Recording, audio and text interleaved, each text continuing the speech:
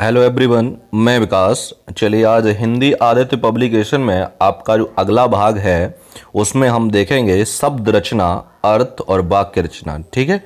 इसका आपका पहला जो प्रश्न बनता है वो आपका है सदाचार में उपसर्ग क्या है, यानी सदाचार में उपसर्ग क्या है। तो सबसे पहले हम उपसर्ग समझेंगे और प्रत्यय समझेंगे आखिर ये होते क्या हैं। क्लियर है।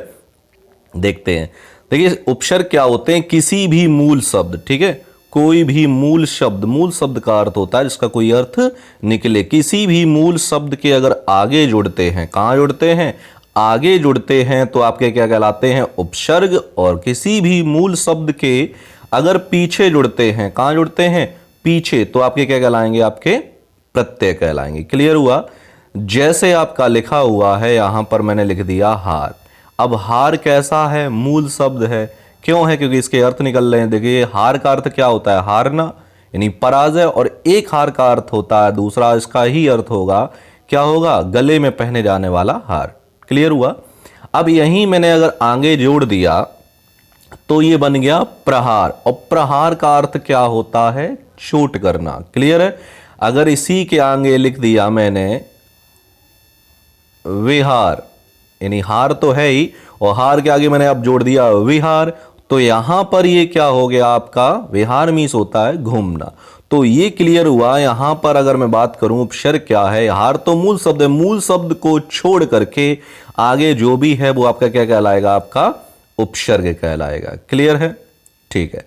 अब प्रश्न पहला कह रहा है सदाचार में उपसर्ग है, सत है, आ है, अब है, आचार है, या अचार है, सॉरी अचार है। तो यहां पर अच्छा ये बताइए कि सद तो है नहीं कहीं कि सदाचार। अच्छा संधि विच्छेद करते हैं सदाचार का, तो संधि विच्छेद क्या होता है सदाचार का, सत धन आचार, यही तो होता है। तो यहां पर जो आपका उपसर्ग बनेगा, यानी तो क्या होगा, आपका पहला ऑप्शन ही सही हो जाएगा। क्लियर है। चलिए आगे बढ़ते हैं। आपका प्रश्न आपका दूसरा है अतियुक्त में उपसर्ग है, अधि है, दुर है, अति है, उन है। तो यहां पर अतियुक्त में कौन सा है, अति, यानी सी ऑप्शन आपका सही हो जाएगा।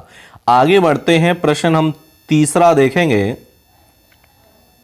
समादार व संरक्षण में उपसर्ग है, सम है, प्रति है, वी है, उ है।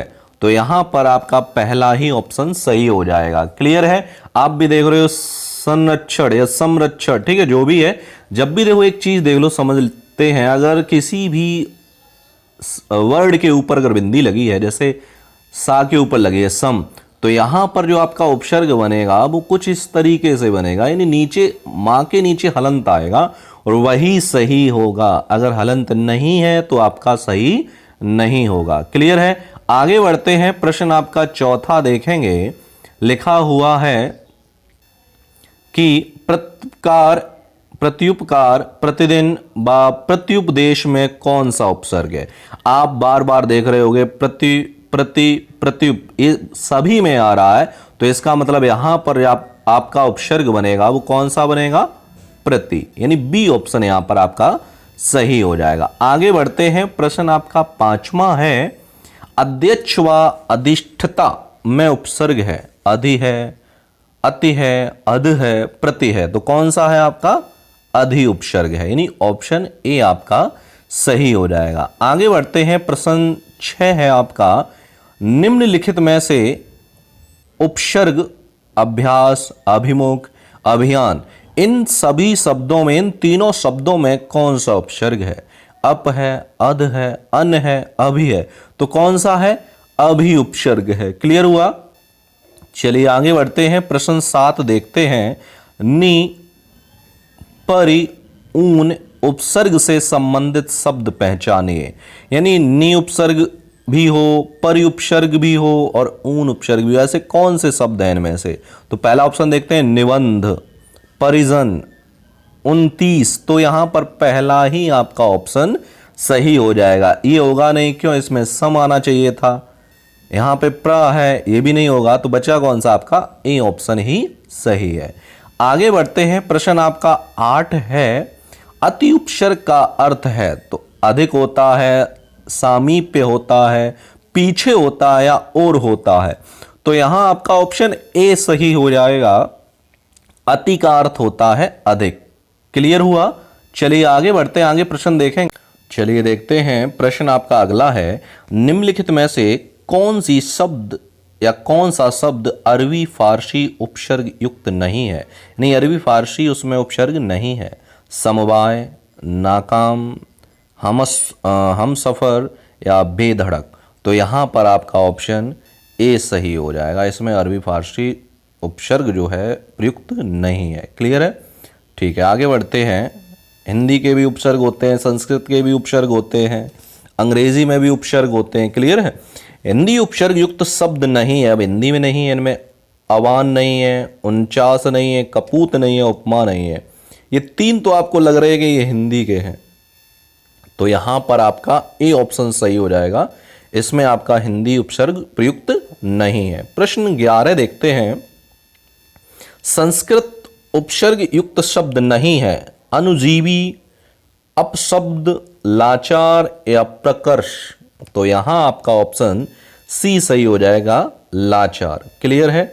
आगे बढ़ते हैं, प्रश्न हम 12 देखेंगे, निम्नलिखित में से कौन सा शब्द हिंदी उपसर्ग युक्त है?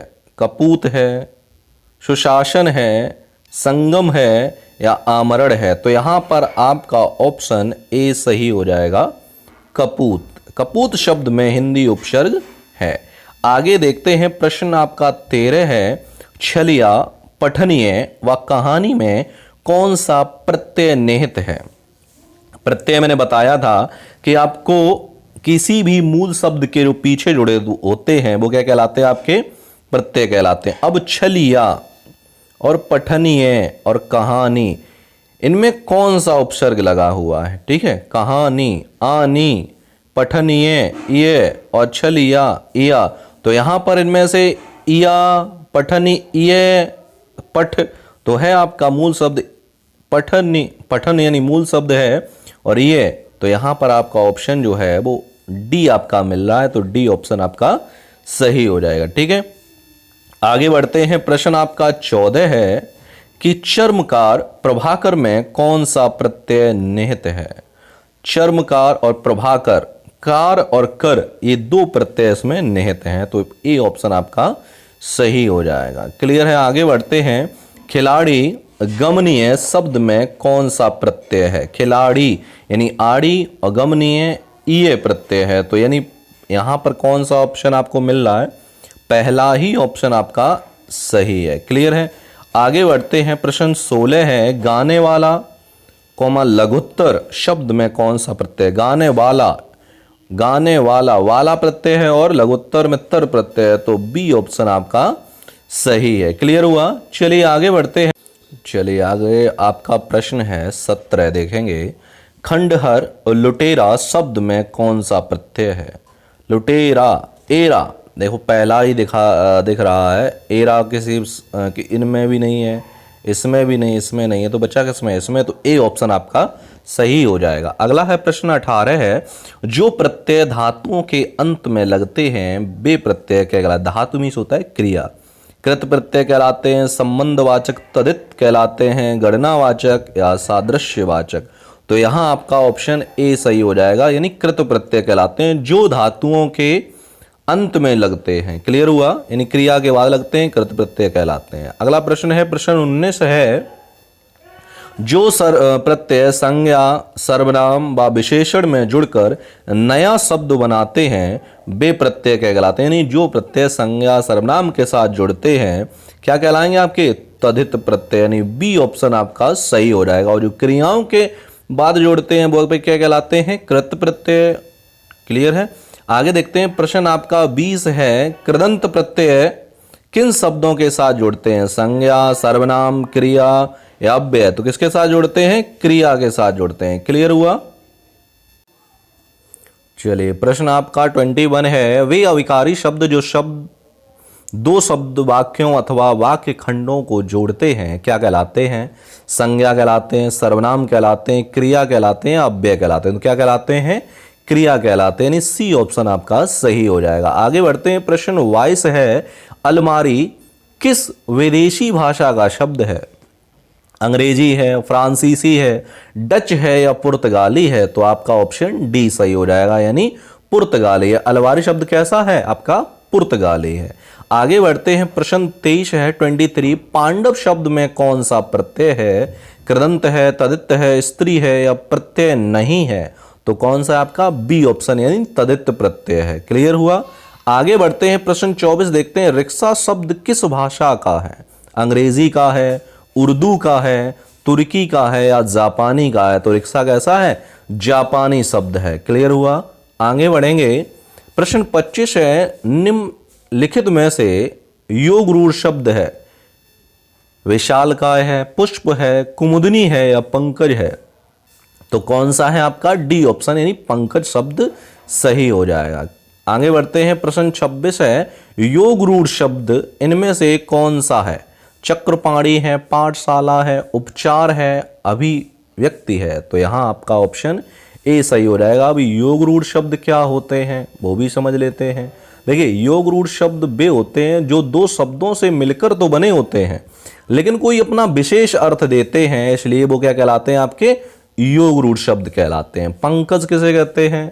जो पंख यानी जल में खिलता है उसे कहेंगे हम पंकज, यानी कमल को पंकज कहते हैं। ठीक है? और चक्रपाणी, चक्र हो हाथ में जिसके, ठीक है, तो कुछ इस तरीके से योग रूढ़ शब्द होते हैं। आगे बढ़ते हैं, प्रश्न 27 है, ई प्रत्यय किस शब्द में नहीं है? तेली, रंगीला, माली, अलबेली। अब इसमें भी ई है, इसमें भी ई है, इसमें भी ई है, लेकिन ई है किसमें नहीं? इसमें आपका ई नहीं है, नहीं है वही पूछा है, तो आपका बी ऑप्शन यहां पर सही हो जाएगा। क्लियर हुआ? आगे है, प्रश्न 28 है, संस्कार शब्द में किस उपसर्ग का प्रयोग हुआ है? मैंने बताया था, अगर आपको कुछ इस तरीके से मिले तो वहां पर शम प्रत्यय होगा और मां के नीचे हलंत होगा, तो यहां पर आपका पहला ऑप्शन सही हो जाएगा। क्लियर है? आगे बढ़ते हैं, प्रश्न आपका 29 है, रेलगाड़ी शब्द है, तो रेलगाड़ी शब्द कैसा है? तद्भव है, विदेशी है, देशज है या संकर है? तो कैसा शब्द है ये? संकर शब्द है। अब क्यों संकर है? क्योंकि रेल अलग भाषा से आया हुआ है और गाड़ी अलग भाषा से आया हुआ है, यानी दो भिन्न भिन्न भाषाओं से मिलकर जो शब्द बनता है वो आपका क्या कहलाता है? संकर शब्द कहलाता है। अगला आपका प्रश्न है, प्रश्न 30 है, वकील किस भाषा का शब्द है? फारसी है, अरबी है, तुर्की है या पुर्तगाली है? तो यहां पर आपका अरबी हो जाएगा। क्लियर है? बी ऑप्शन आपका सही है, यानी वकील आपका अरबी शब्द है।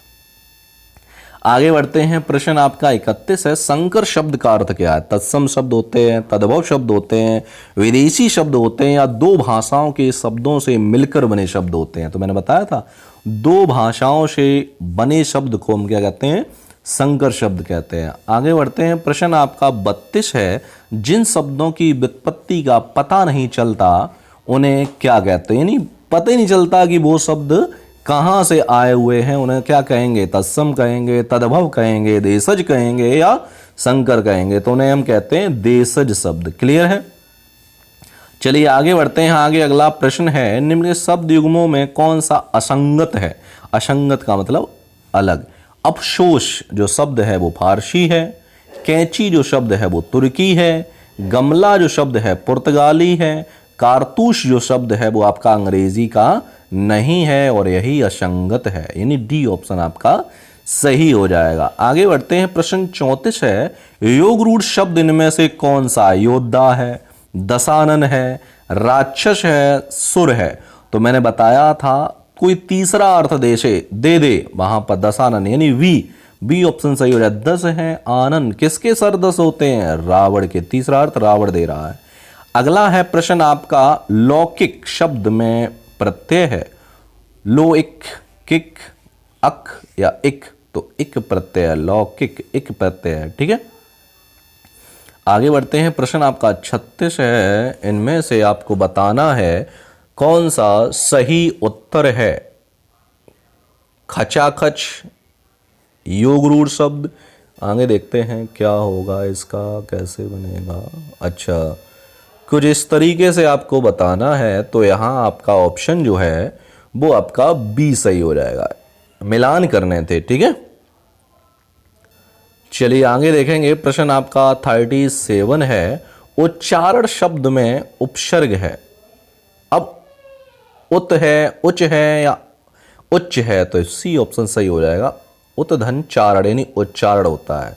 अगला प्रश्न देखेंगे। रिपो ऋतराज किस शब्द का है?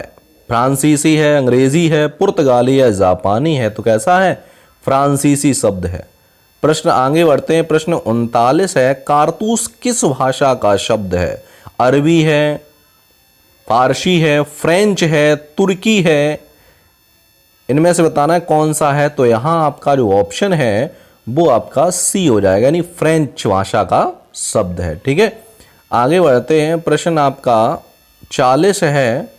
किस शब्द में उपसर्ग है? इनमें से बताना है। लालिमा, दशक, कारीगर या पराजय, तो किसमें है? पराजय में, यानी बी ऑप्शन आपका सही हो जाएगा। आगे बढ़ते हैं। आल्पिन और गमला किस विदेशी भाषा के शब्द हैं? फ्रेंच हैं, पुर्तगाली हैं, अंग्रेजी हैं, जापानी हैं, तो कैसे हैं आपके? पुर्तगाली। आल्पिन और गमला, ज़्यादातर जो शब्द होते हैं हम बोलते हैं वो आपके सभी शब्द विदेशी होते हैं। क्लियर हुआ? अगला, रचना के आधार पर वाक्य कितने भेद हैं? तो रचना के आधार पर जो वाक्य हैं वो आपके 3 भेद होते हैं।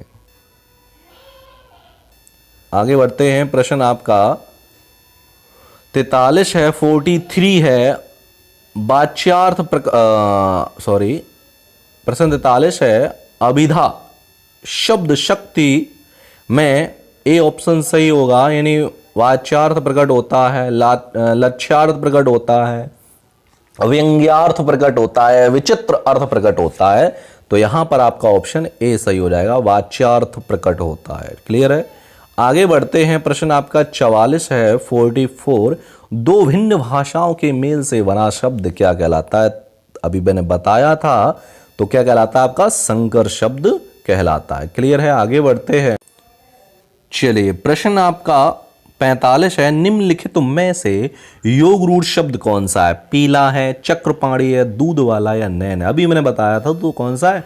चक्रपाणी है। अगला प्रश्न है। प्रश्न 46 है। 46, घुड़सवार शब्द निम्न में से क्या है? रूढ़ है, योग रूढ़ है, यौगिक है या आपका निरर्थक है? तो यहां पर आपका ऑप्शन सी सही हो जाएगा, यानी यौगिक शब्द है घुड़सवार। घुड़सवार यौगिक शब्द क्या होते हैं? 2 शब्दों के योग से मिलकर बने होते हैं। ठीक है। प्रश्न 47 है। अजायब घर है, देसी शब्द है, तत्सम शब्द है, विदेशी शब्द है या संकर शब्द है?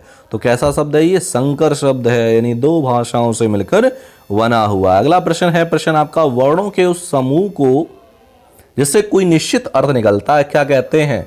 तो वर्णों का समूह क्या कहलाता है? आपका शब्द कहलाता है, यानी ई ऑप्शन सही हो जाएगा यहां आपका। अगला देखेंगे। प्रश्न 49 है। सुत शब्द को स्त्रीवाचक बनाने के लिए किस प्रत्यय का प्रयोग किया गया है? ई, इक या आ? सुत का स्त्रीलिंग क्या बनेगा? वैसे यहां पर प्रत्यय लगाएंगे, बी ऑप्शन यहां पे सही होना चाहिए आपका। ठीक है, बी ऑप्शन आपका सही है। यहां पर हम लास्ट प्रश्न देखेंगे इस भाग का। लेखक शब्द के अंत में कौन सा प्रत्यय लगा है? का, इक, अक, आक या अक? तो यहां पर आपका ऑप्शन डी सही हो जाएगा। क्लियर है? ठीक है, तो यहां पर मैंने कुछ आपके करीब 50 प्रश्न करा दिए हैं, और जो आगे इसके बचे हुए प्रश्न हैं वो मैं आपको अगले वाले भाग में कराऊंगा। तब तक के लिए मिलते हैं आपको अगले वीडियो में। धन्यवाद।